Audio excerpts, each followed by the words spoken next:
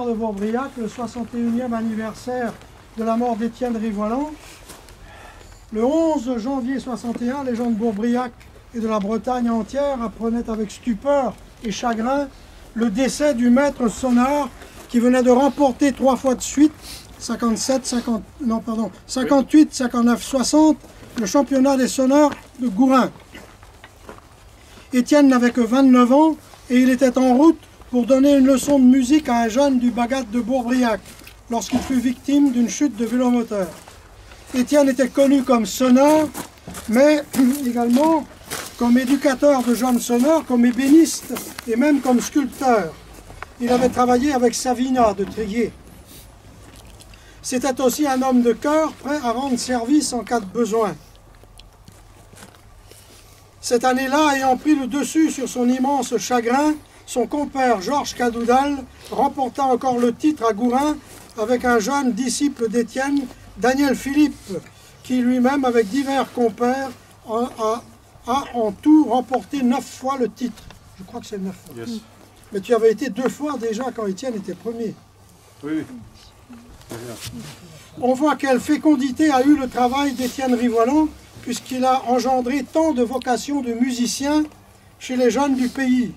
Qui plus est, il défendait la langue bretonne et voulait travailler pour le pays. Quant à nous, pour honorer sa mémoire, nous voulons continuer à sonner, même si on reste 11 ans sans toucher une bombarde. Nous voulons continuer à sonner, à chanter, à danser et à lutter pour le breton. Saluons aussi les personnes qui ont connu Étienne et qui sont également décédées. Et d'abord, dans la même tombe que lui, repose sa sœur Christiane et le mari de celle-ci, que beaucoup ont connu, Jean Capitaine, luthier, fabricant de bombardes, de binious et d'anches. Beaucoup de bagadous en Bretagne et de l'émigration également ont sonné avec ces instruments.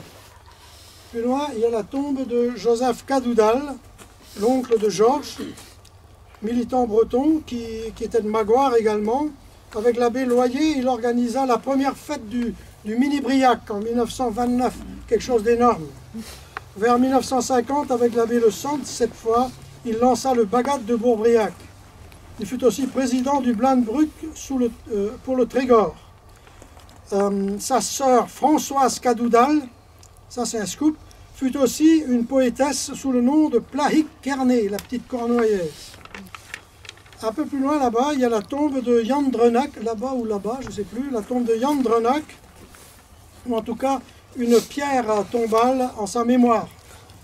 Beaucoup d'entre nous se souviennent de lui, excellent sonneur tant à la bombarde qu'au biniou. Yann Le Bars était de la même génération d'élèves d'Étienne. Lui fut surtout connu comme sonneur de biniou. Je ne sais pas si sa tombe est ici par contre. Hein? La tombe de Yann Bars. Elle n'est peut-être pas à Bourbriac.